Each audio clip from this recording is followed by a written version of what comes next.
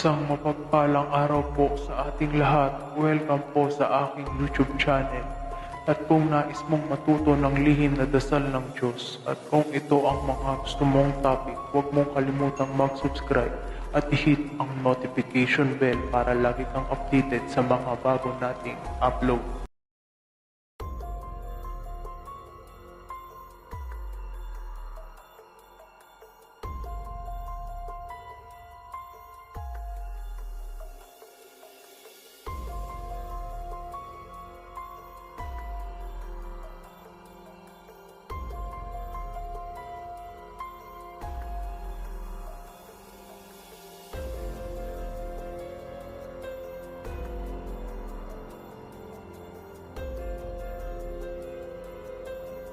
Kayo po ba ay nagsisimula ng manggamot?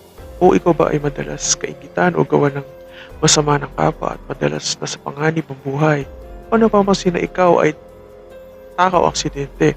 Kung kayo ay isa sa ganito at nais madagdagan ang kaalaman at kasalukuyang may mga tangan, pondo poder ay subukan ninyong idagdag ang akin po ngayon na ibabahagi kung kayo po ay wala pa po nito.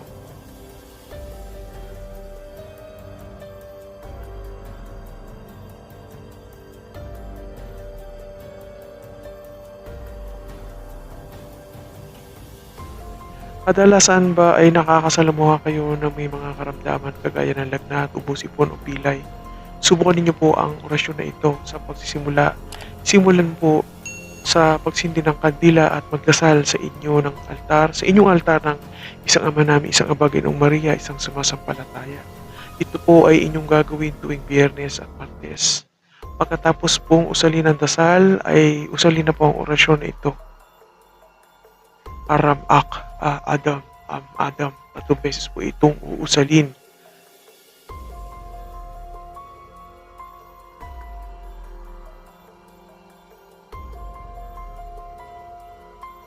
Kung ikaw naman ay manggagamot, narito po ang proseso. O ikaw ay manggagamot o manggagamot. Kinakailangan kuning sundin ang eksakto ang aking binilin upang umisa ito. Bago ang lahat ay maghanda ng iinumin na tubig ng pasyente sa isang babasagin na baso at usalin ito ng 3 beses. Basaging basa po babasaging baso. Aram ak Adam Adam. 3 beses po itong usalin at hipan ang baso. Kung ikaw ay magpuproseso ng panapal at gagamit ka ng papel o dahon, ibulong po ito sa panapal ng 3 beses. Aram ak Adam Adam.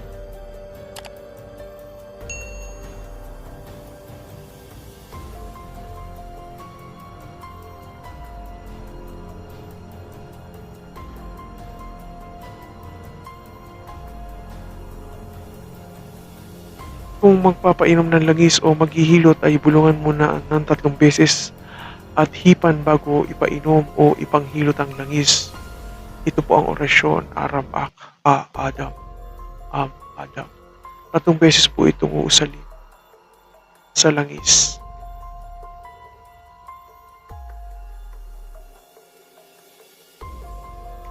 Pwede mo ring isulat sa inyong maliit na malinis na puting papel sa malalaking letra ang orasyon. Ito ay lagyan ng langis na binulungan nyo. Aram ak Adam Adam. At itapal ang papel na may nakasulat na orasyon at napunasan ng langis sa parte ng katawan na may karamdaman ang pasyente.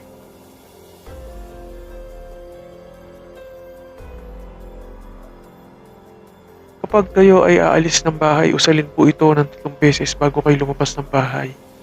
Aram ak Adam Adam Salvame. Hipan ng 3 beses ang dibdib.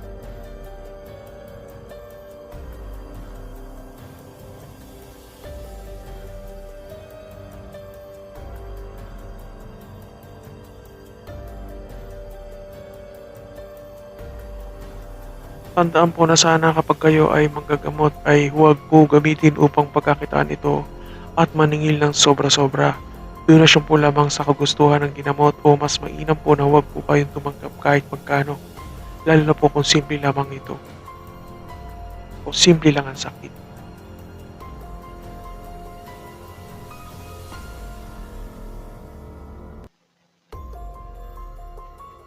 Huwag gamitin ang panggagamot upang yumaman o umangat ang buhay dahil kakaiba ang balik nito sa inyong maging sa lahat ng mga nasa inyong paligid na nakinabang ng pera na galing sa panggagamot. Pasensya na po, ngunit ito ay akin pong pamilin.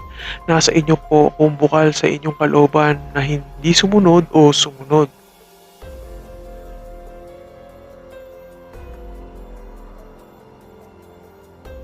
Kung ikaw ay may kaharap na pinagbabantaan ka at kung ano ang pinagsasabi sa inyo ng masamang katrabaho man, kakilala o amo mo na sagad sa sama na ugali ay usalin ito ng mahina sa hangin 3 beses po itong usalin.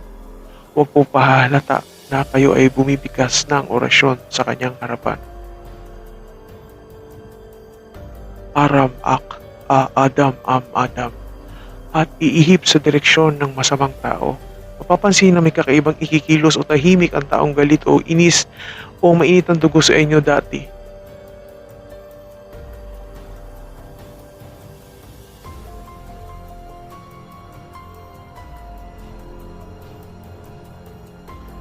Maraming salamat po muli sa mga sumusuporta ng aking channel at hindi nag-i-skip ng ads. Makakatulong po ito sa hinaharap. Mag-iingat at iwasang matukso sa hindi magandang gawain. Kamuhian ang kapwa o umiwas sa bagay na alam mong mapapahamak maging ang iyong mahal sa buhay. Maraming salamat po sa inyo.